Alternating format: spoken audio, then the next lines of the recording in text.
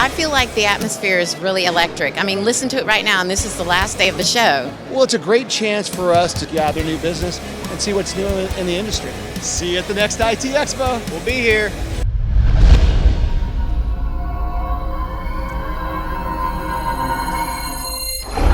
Hey, I'm excited to be here. A lot of my colleagues are stuck in Chicago and Minneapolis, and as you heard, they're getting frozen into the iceberg vortex. But again, I want to thank you for being here. I am not going to take the traditional approach to talk about IBM. I'm here to talk about you and why you're here and what's happening in the market. We're going to share research not only in IBM's research, but MIT's research, McKinsey, Stanford, and some of the big institutions. Now, they kid me because I actually have more initials behind my name in my name. But what I will tell you is don't base the quality of the bacon based on the length of the tail. So I'm here to learn from you just as much as you learn from me. But nonetheless, we're going to get started real quick. One of the things that we've learned in the 120 years, right, from the Linux Foundation to barcodes to blockchain and AI, is as technologists, we're very enamored with the technology. But in the 1980s, Tracy and Wasserman wrote a book on why technology is impacting us. And we've got to step back to take a look at that. So for everybody in the room, you're going to come away with a couple of nuggets that you need to learn besides the what, the technology, what's the future of work. Because no stool or camera can stand on one leg of the pod. There's two other legs, and if you follow Simon Sinek, he will always tell you that the most successful companies will ask why, how did they do it, and what did they do, right? It wasn't strictly the technology. So when you look at the whys, companies like yourself, and you need to ask that of yourself as you go through the venue, is why am I here? Now what we've also seen in the last 10 years, even IBM has been disrupted because they ask the question and they do three cases. Today's technology has got to get closer to the customer, customer intimacy. You have to develop new products and services in a responsive time. And then you've also got to make this cost efficient. 20, 30 years ago, we could get away with hitting one of the three. Today, you cannot, okay? So you'll see that in order to be successful in the seats that you're sitting today, you've got to get closer to the customer, you've got to develop products and services almost immediately, because they expect that, but you've also got to have operational efficiency, right? You can't lose money. Why is this happening? Let's start with the why. Since 2000, since IBM is monitoring, and even monitoring ourselves, about 54% of the companies have either been bankrupt, gone out of business, or ceased to exist. And we all remember standing in the Blockbuster line trying to get that video, right? Mark Randolph said that was the best meeting he had when they did not buy his company for $5 million.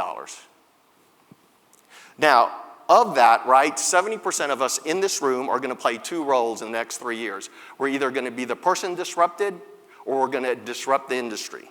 Which side of the coin do you want to fall on? And now what's interesting too about these statistics is that about 54% of C-levels, your managers, your executives, and you yourself are actually going to see a competitor come from nowhere. It's not going to be your traditional competitor. Now, when we look at these studies, right, there are 5 elements that's actually affecting everybody in this room, including IBM and my colleagues. 2 you can't control, right? These are the external factors, right? Somebody put a technology in a product. That's the bad news if you haven't done that, but there's some light. Or they've changed the process entirely on how do I flag down a cab. I don't have to do that anymore. But what you need to walk away with when you're looking at these venues are the internal constraints that you have full control over today. Now, less than 13 to 14% of you will actually execute on that, but at least you know. The 3 internal factors are there's siloed data everywhere. And there's 5 people, right, that is going to win the Super Bowl of data and information, right? You can't just have a quarterback. You can't just have a defensive line. You can't just have an offensive line. You've got to understand who's the data producer, the custodian. Many of you have built a platform, the person that analyzes that data, and the people that present it, right? So if those 5 individuals aren't on your team or at least collaborating with you, you're going to be stuck in the internal mistake of data silos. Now, why are we here today? The second element that you can control. There's a gap in skills and techniques out there. In fact, just in the autonomous vehicle world, by 2025, there's going to be 30,000 jobs that will go unfilled just in the United States. But that's why you're here. But you've got to go beyond you just learning. You've got to teach somebody else. And here's the big problem, right? We're going to learn a lot today. We're going to learn a lot in the next 3 or 4 days. But very few of us are actually going to take that information and execute. We're going to have the inability to get closer to the customer, one. We're going to have an inability to actually produce products and services, or we'll have an inability to get cost efficiencies. So the puzzle here. You can get half the puzzle, right? You can't actually control what your competitors do, but you can control what you do. Again, get rid of the data silos, train and educate yourself as well as your peers and teammates, as well as respond, right? So at least you have half of the puzzle. Okay, here's one of my favorite charts, and you need to take a look at this later on, right? Because everybody in this room is going to fall in one of 4 buckets. The lower left-hand side are the silos and spaghettis, about 51% on average, but they're going to be 5 points below the margin of everybody else in the room. That means they're making 5-point profits below everybody in this room. But they're going to be safe and they'll slowly dwindle. They're going to be the 54% that go out of business. The one in the top left-hand corner are the guys that will wrap up the same process and product in a new gift wrap. They're going to put it on a mobile app. They're going to put it on the web.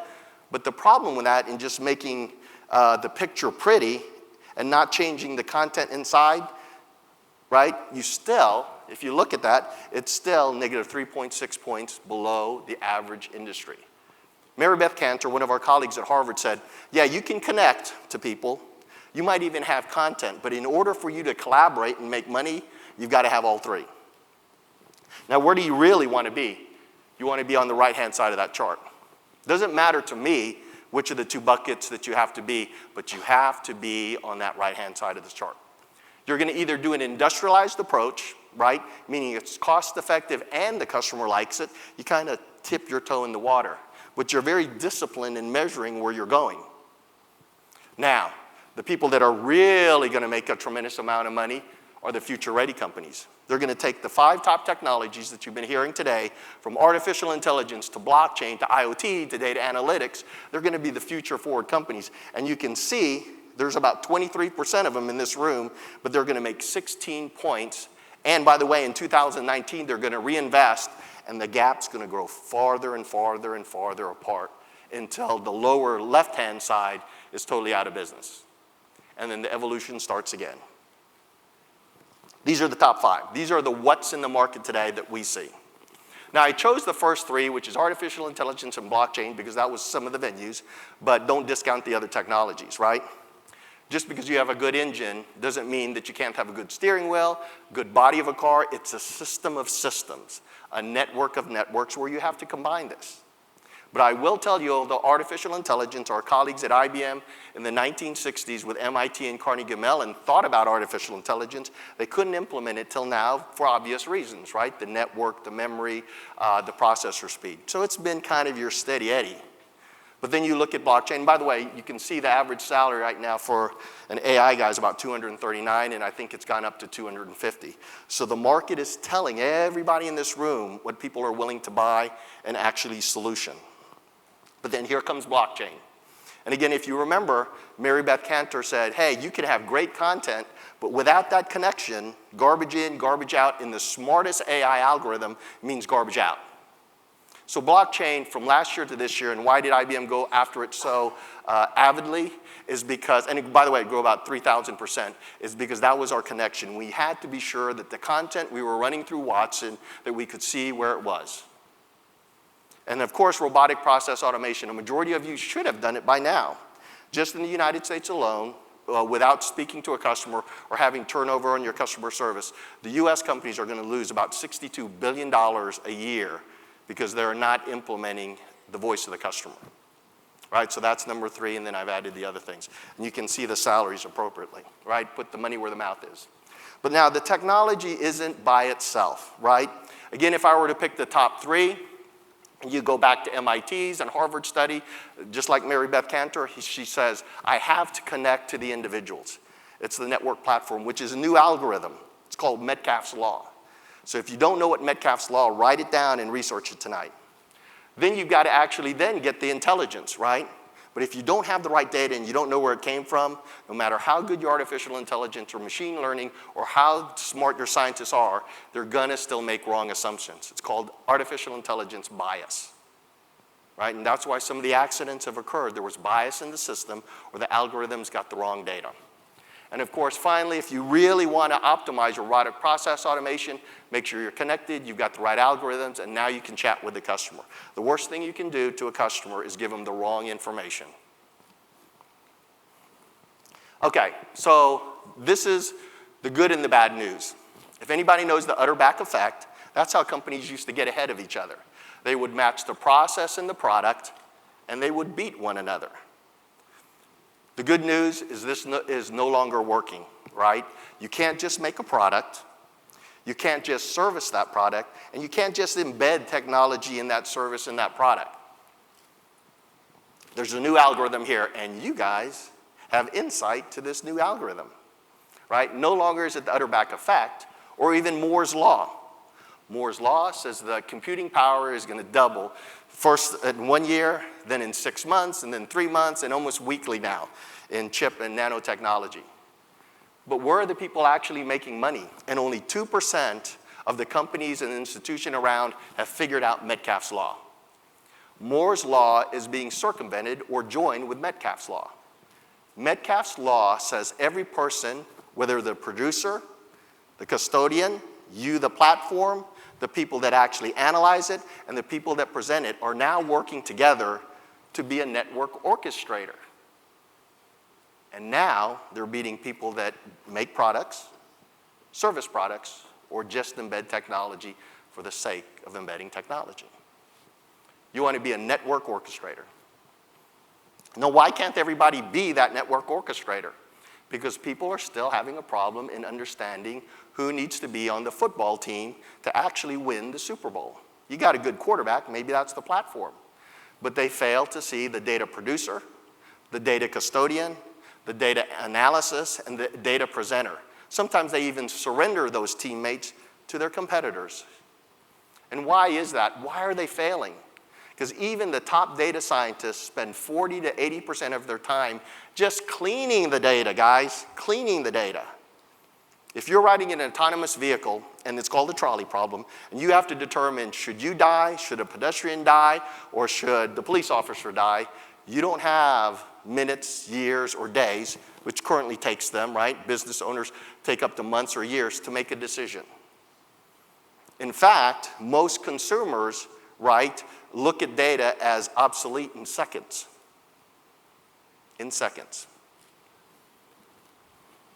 Let's talk about a couple of companies, because it's always good to see who is attempting to do this and who's been successful. Lenovo is one of those companies that have attempted to do this and are doing it fairly successful. What did they keep in mind? There were 3 things at the very beginning. I got to get closer to my customer.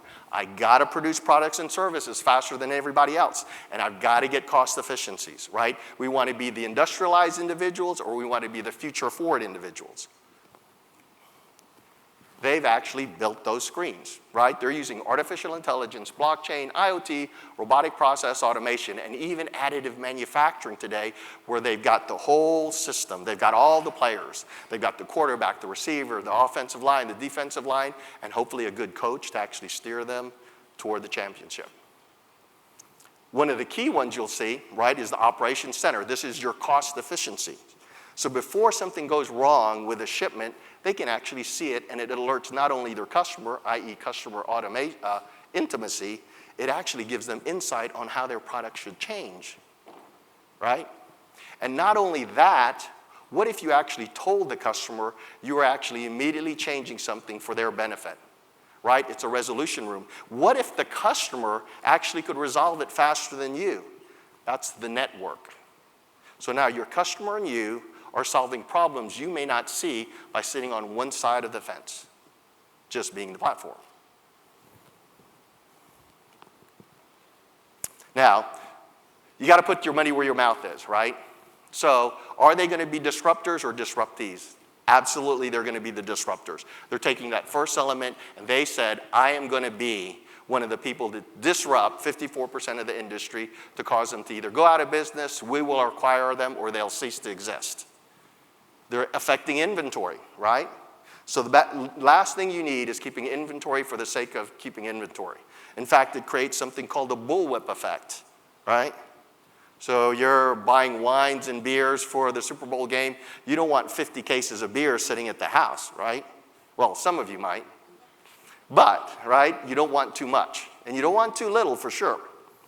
Of course, it's affecting their procurement, right? 80% faster on actually retrieval times. And of course, cost saving. Again, it's in the quadrant where they're industrialized, future-forward individuals that have 5 players on the mat. The producer, the custodian, the platform, the analysis, and the presenter. I'll keep beating it into everybody's head. Now, they're not the only ones, right? So we always think about the Fortune 500, and just like Eric said, it's going to affect small to medium business. And why do I like this chart? Not that Fluor's up there, one of the biggest engineering firms making some of the most complex systems, or even Woodside in Australia that's got one of the most fuel-efficient rigs in the world. It's those kids called the Z in the left-hand corner. It's the Z, not even the millennials. In fact, I don't go by age. I actually measure individuals by digital dexterity. How well do they understand the why, the how, and the what? And what you'll see is Tuscan Iron Works using 5 13-year-old individuals to actually make more efficient door and window products.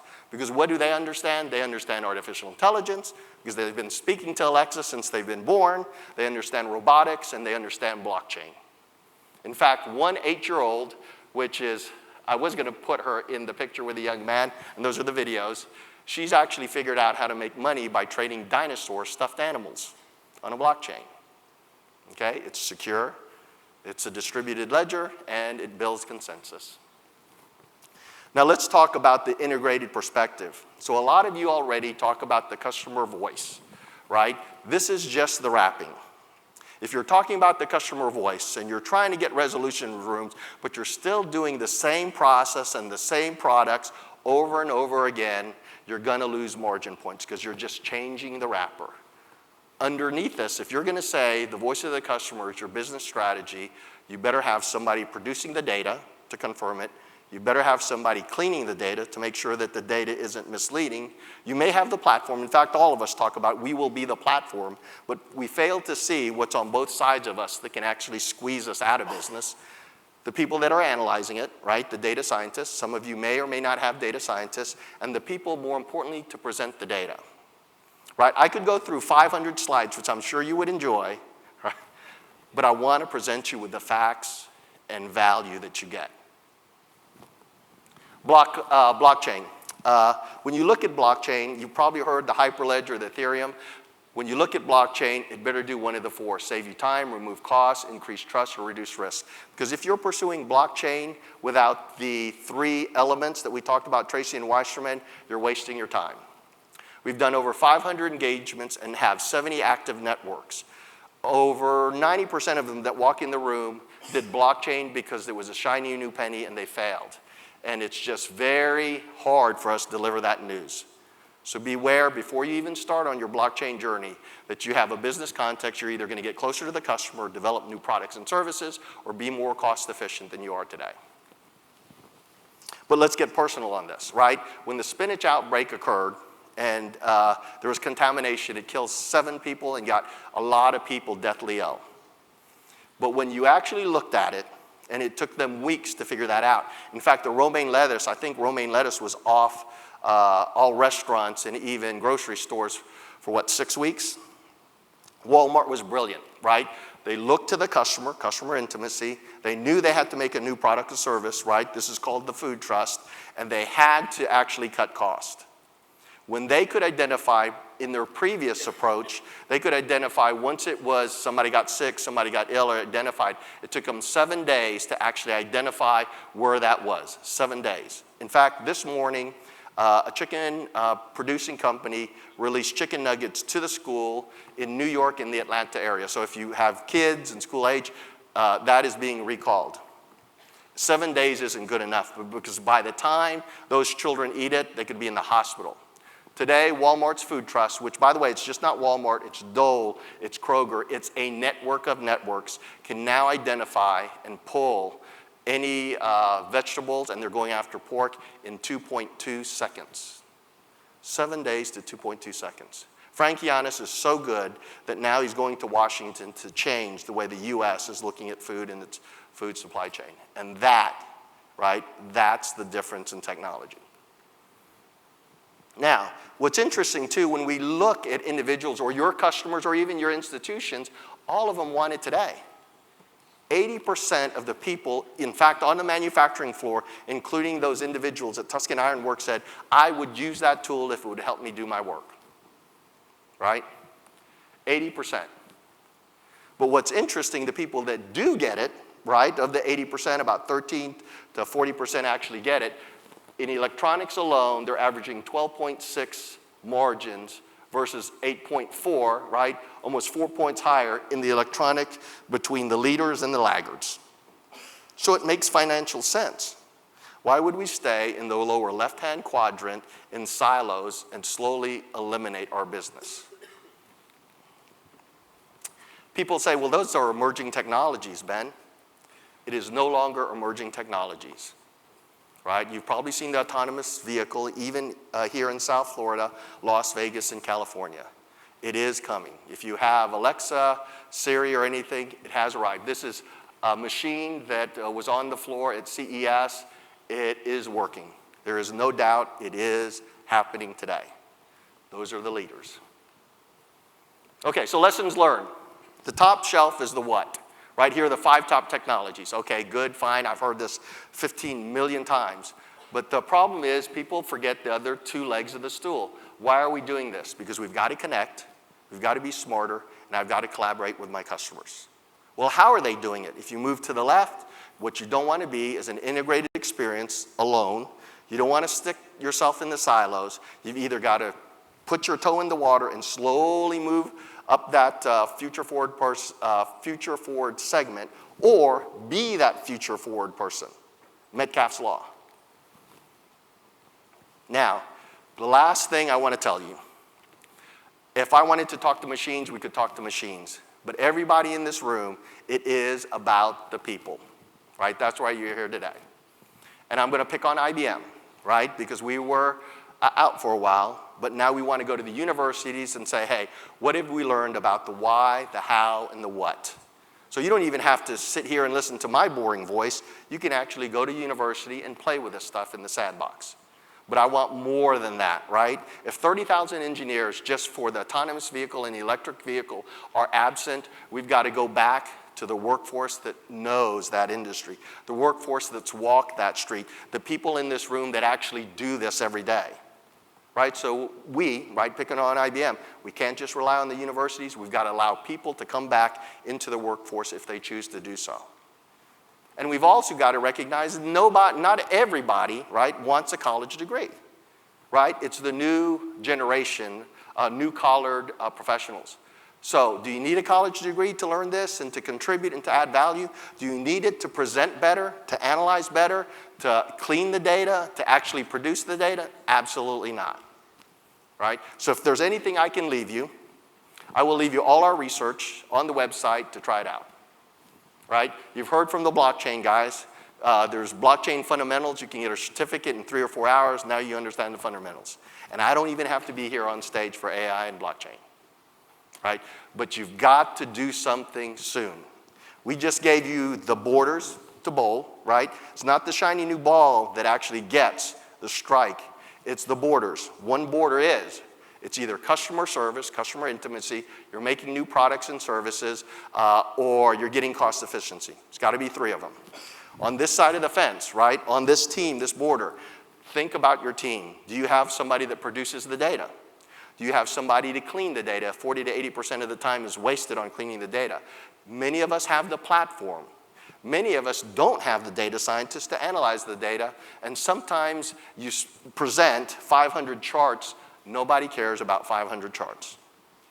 So I need to ask you, is it in the business context? And do you have everybody you need to actually hit a home run, win the Super Bowl, or knock down all the pins? With that, thank you very much. Enjoy the venue, and I really enjoyed being up here.